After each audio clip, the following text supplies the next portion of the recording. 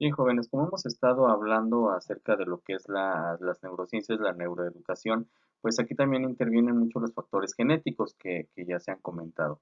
Entonces, para determinar o esta influencia genética en algunos síndromes, en algunas malformaciones, en algunas trastornos de aprendizaje o problemas de aprendizaje, pues vamos a ver que tal vez ya vienen predeterminados genéticamente, ¿no? Como parte de la herencia que nos están dando pues nuestros progenitores.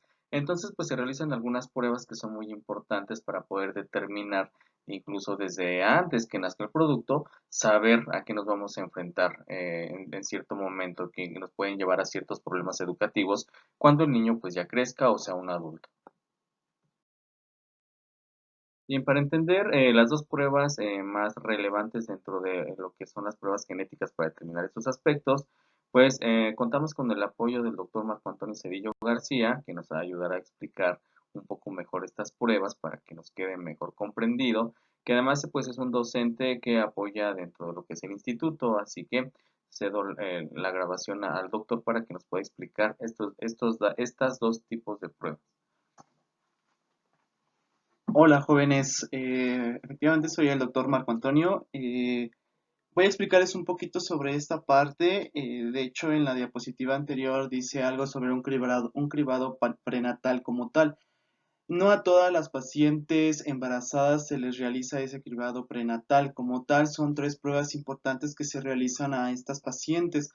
Las indicaciones son muy precisas y casi siempre son pacientes que han tenido abortos repetitivos, que hayan tenido algún hijo con alguna malformación o que haya fallecido su bebé dentro del útero, entre otras cosas importantes que puedan realizarse esos tipos de estudios. El primero, pues, es una muestra de sangre, el del cribado prenatal, una muestra de sangre para ver el DNA de la mamá.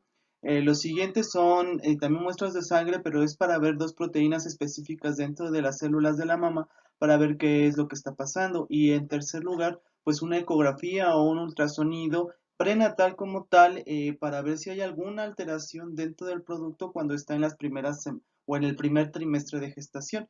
Si ustedes saben o lo han leído o les han dicho, pues recuerden que los 3 primeros meses son bastante importantes para el crecimiento y desarrollo del producto intrauterino o dentro del útero. Esto es, o es decir, es cuando el sistema nervioso como tal del producto, pues va a empezar a proliferar la mayor parte, y de hecho casi todo se está proliferando dentro del primer trimestre. Ya después del primer trimestre, pues el sistema nervioso ya está casi por completo, un 90-95% casi completo la reconstrucción de esta parte. Eh, Posteriormente, cuando algo sale anormal dentro de esas tres pruebas del cribado prenatal, entonces los médicos, sobre todo los médicos ginecólogos, remiten a las pacientes a lo que es biología reproductiva o genética, quien les hace estas dos pruebas que vemos en esta diapositiva, la amniocentesis y la muestra de vellosidades coriónicas o biopsia de vellosidades coriónicas.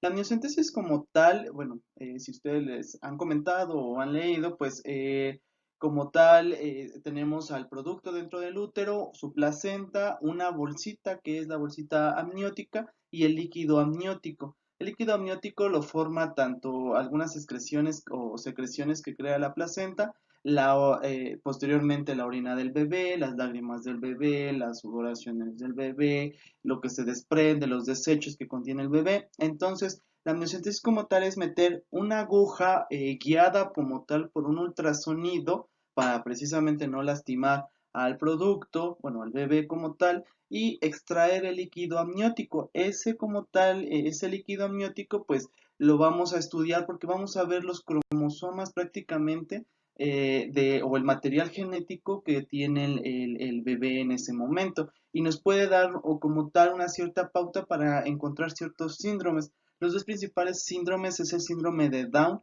y el síndrome de Edwards. Estos síndromes causan precisamente alteraciones a nivel cognitivo, a nivel de educación como tal. Si esta sale alterada o sospecha o hay una alta sospecha como tal de alguna alteración, pues lo que hacemos es tomar una muestra de vellosidades coriónicas o una biopsia de vellosidades coriónicas. Las vellosidades coriónicas como tales se encuentran en la placenta, entonces tomamos lo mismo. Se hace por medio de un ultrasonido para guiarnos para ver dónde está la placenta, se preintroduce una aguja por medio del abdomen y se extrae cierto tipo de biopsia o se extrae un cacho de esa, bueno, un cachito de la vellosidad coriónica o de la placenta como tal, y eso se manda a estudiar para ver si hay alguna alteración. Entonces, con esto podemos encontrar pues ciertos síndromes que pues son buenos para la vida, tienen un pronóstico pues reservado, pero puede vivir el paciente. Sin embargo, pues como ustedes lo están viendo, va a haber alteraciones dentro de la conducta y dentro del aprendizaje del mismo niño conforme vaya creciendo. Digo, nos va a dar la pauta desde que el momento de entre las 10, 12 semanas, que es casi el término del tercer trimestre, pues nos va a dar el diagnóstico y pues vamos a saber que ese producto, ese bebé, pues va a tener alguna alteración en el síndrome.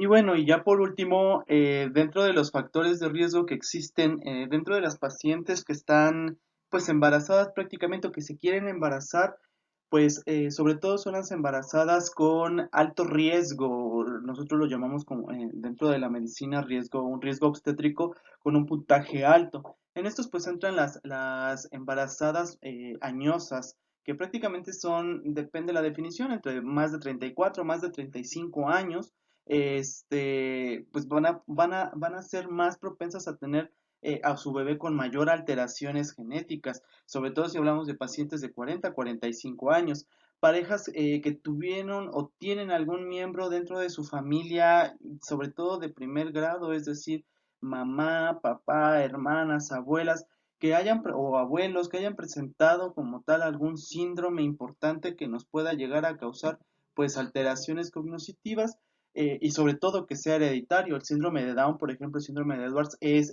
hereditario, tiene ciertas características, pero puede llegar a ser hereditario. Que algunos de los papás hayan tenido, ejemplo, muchas veces las mamás que nunca han tenido hijos, pero se casan con con su nueva pareja o su pareja que haya tenido algún hijo anteriormente en otra relación, pues haya tenido alguna alteración genética ese hijo, pues puede llegar a tener, porque recuerden que se combinan los dos, bueno, los cromosomas tanto de papá como de mamá.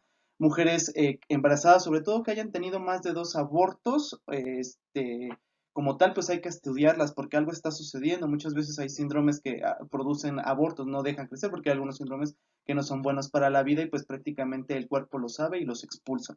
Las mujeres que han tenido pues un parto de bebé muerto, para nosotros se llama óbito, se murió el bebé dentro de la bolsita amniótica, ya estaba maduro y se murió. Hay a veces que se muere el bebé cuando están muy pequeñitos también. Que algún hijo de la pareja tenga algún problema médico que podría ser de origen genético. Hay algunos otros trastornos que también nos pueden llegar a acumular. Y bueno, síndromes genéticos dentro de algún otro hijo de otra pareja, como ya les había explicado. Entonces, pues esos son los factores más importantes y por los cuales se les va a hacer cribado obstétrico o prenatal como tal, y sobre todo en los primeros 3 meses.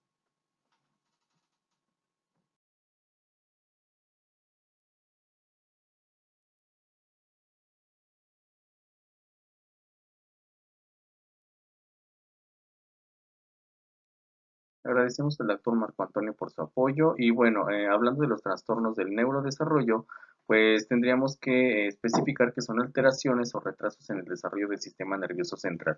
Estamos hablando de que esto va a provocar disfunciones cerebrales y dentro de lo que es las neurociencias, pues acuérdense que estamos tratando de ver cómo es que funciona el cerebro, cómo es que realiza todos sus procesos para llevar a los aprendizajes. Entonces, si hay algún trastorno del neurodesarrollo, pues va a afectar la capacidad para que el niño pueda aprender bien, sí va a impedir que haya un desarrollo normal o que en determinado momento el niño sea neurotípico. Acuerden que un niño neurotípico es el que llamamos normal, ¿sí? Entre comillas, digámoslo así.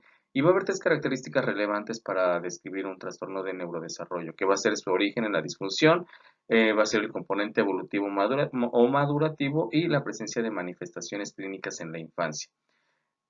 Todos los trastornos del neurodesarrollo pueden ser no solamente de origen genético, como ya se les comentó, sino también pueden ser por origen ambiental o de diferentes factores, ¿sí? Que obviamente pueden tener un mayor peso, sobre todo en lo genético.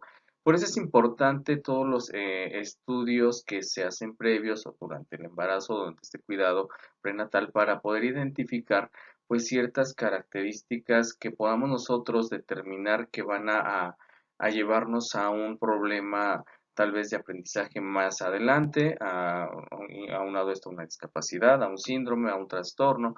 Entonces, por eso es importante este cuidado desde el embarazo para saber qué puede estar afectando. De hecho, cuando nosotros detectamos en la educación algún problema con los niños de aprendizaje, pues se tiene que hacer un estudio previo desde que es concebido prácticamente todo su desarrollo del embarazo de la mami, cómo nació, cómo va creciendo, para poder identificar nosotros cuál es el origen de la situación.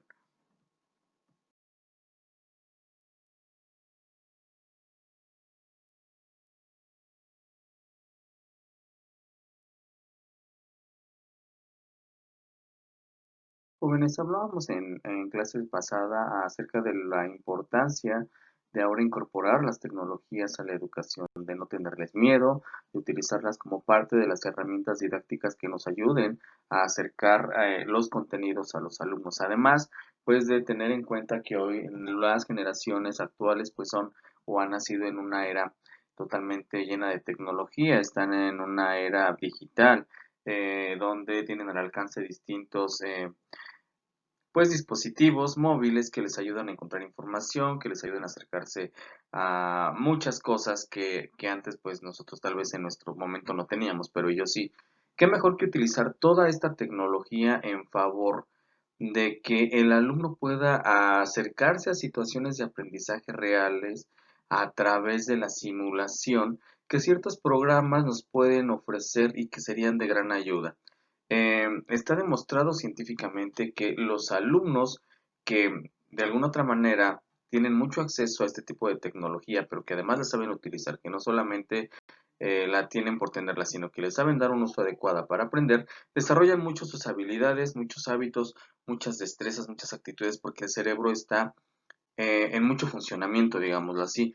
Entonces, ¿por qué no utilizar esta tecnología como parte de la simulación para que el alumno aprenda? ¿Cómo vamos a utilizar esta simulación? Pues bueno, hoy en día existen muchos programas como videojuegos, es cierto, también existen juegos educativos que son interactivos, por eso precisamente son parte de simulación.